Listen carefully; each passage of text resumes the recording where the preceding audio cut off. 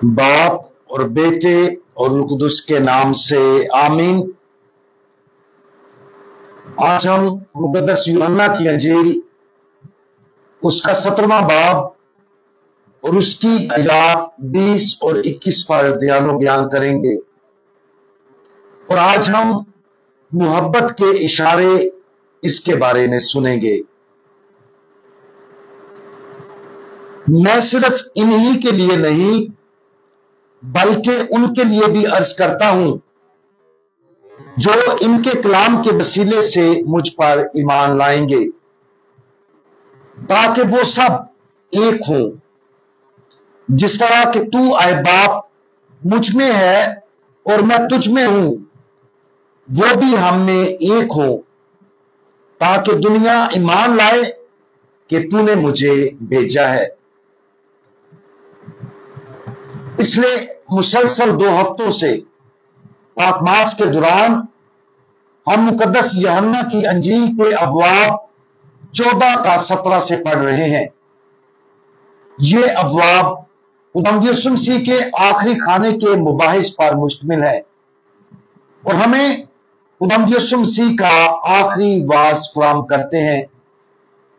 इसलिए बाब 17 जिसे हम पिछले हफ्ते से पढ़ रहे हैं, हमें खुदावंद यीशु मसीह की अपने शागिर्दों के लिए और हम सब के लिए जो उस पर ईमान लाएंगे, शागिर्दों की मुनादी के जरिए आखिरी दुआ के साथ पेश करता है। जब भी हम बाब 17 से पढ़ते हैं, तिलावतनामा से हम इस जुमले के साथ पढ़ना शुरू करते हैं, और उसने अपनी आंखें आसमान की तरफ उठाकर कहा। खुदावंद यीशु मसीह ने यह कहते हुए दुआ की। यह आयत बाब 17 उसकी पहली आयत की मुवाफकत है, लेकिन खुदावंद यीशु मसीह की यह दुआ पाकमास के दौरान मुख्तलिफ हिस्सों के दौरान बहुत सारे हिस्सों की मुतारफ करवाने के लिए पढ़ी जाती है। यह दिलचस्प बात है कि जब खुदावंद यीशु मसीह दुआ करते थे तो आसमान की तरफ देखते थे। बिलाशुबा बहिश्त जिस्मानी तौर पर आसमान में नहीं है, क्योंकि बहिश्त एक रूहानी हकीकत है। बाप आसमान में किसी खास जगह मौजूद नहीं है, बल्कि वो हमागीर है, यानी हर जगह और हर वक्त मौजूद है। और फिर भी खुदावंद यीशु मसीह जब वो बाप से दुआ करते हैं तो अपनी आंखें ऊपर आसमान की तरफ उठाते हैं। इसमें हम सब के लिए भी एक बड़ा सबक है। हमारा जिस्मानी मिजाज बाज़ औक़ात अहम होता है। मिसाल के तौर पर जब कोई शख्स जिसका हम एहतराम करते हैं वो कमरे में दाखिल होता है, तो अगर हम सोफे पर लेटे हैं या अगर हम बैठे हुए हैं तो हम एहतरामन उठकर उसका इस्तकबाल करते हैं।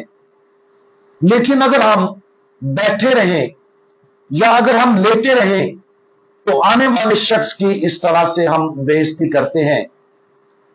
और पाकमास के दौरान हम तबद्दुल के दौरान आलती पालती लगाकर नहीं बैठते, बल्कि हम सजदे की हालत में घुटने टेकते हैं।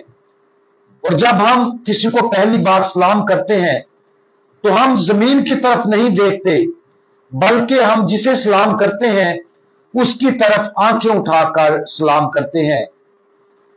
खुदावंद यीशु मसीह का अपनी आंखें आसमान की तरफ उठाने का अमल इसलिए नहीं किया गया था क्योंकि उसने सोचा था कि वो आसमान में बाप को देख रहा था, बल्कि यह एहतराम और मोहब्बत से और बाप के वकार को तस्लीम करने के तरीके के तौर पर किया गया था। इससे हमें हमारे अपने जिस्मानी मजाज और इस पैगाम के बारे में सीखना चाहिए जो हम दूसरों को पेश करते हैं, खास तौर पर खुदा से दुआ के वक्त के दौरान। जब हम नमाज पढ़ते हैं तो हम क्या करते हैं? अगरचे हम किसी भी वक्त और किसी भी मजाज में दुआ कर सकते हैं, लेकिन यह एक बेहतरीन अमल है कि खुदा से ना सिर्फ अपने अल्फाज बल्कि अपने तर्ज अमल से भी बात करें। घुटने टेकना, दुआ में हाथ ऊपर उठाना, खुदा के सामने सजदा रेस होना, तवज्जो के साथ सीधे बैठना, और इस तरह के ये तमाम तरीके हैं जिनके जरिए हम खुदा बाप के साथ अपनी मोहब्बत का इजहार करते हैं। आज खुदावंद यीशु मसीह की दुआ की इस तस्वीर पर गौर करें। देखें कि जब उसने अपनी मुकद्दस निगाहें ऊपर की तरफ उठाई तो वो आसमान में जलाली, ताकतवर बाप की ताजीम करने वाले जिस्मानी इशारे के तौर पर कितना ध्यान देता है। खुदावंद यीशु मसीह की अकीदत, शिद्दत, एहतराम और जलती हुई मोहब्बत का तसव्वुर करने की कोशिश करें। बाप के लिए दुआ और तवज्जो के इस मुकद्दस इशारे की पैरवी करें और हम अपने आप को जिस्मानी शक्ल में अपनी मोहब्बत के इजहार की अहमियत को याद दिलाएं। हमारे पाक तरीन आसमानी बाप, हम आपके बेटे खुदावंद यीशु मसीह के साथ अपनी आंखों, अपने दिलों और अपनी पूरी जिंदगी को इज्जत, मोहब्बत और एहतराम के साथ आपकी तरफ उठाते हैं।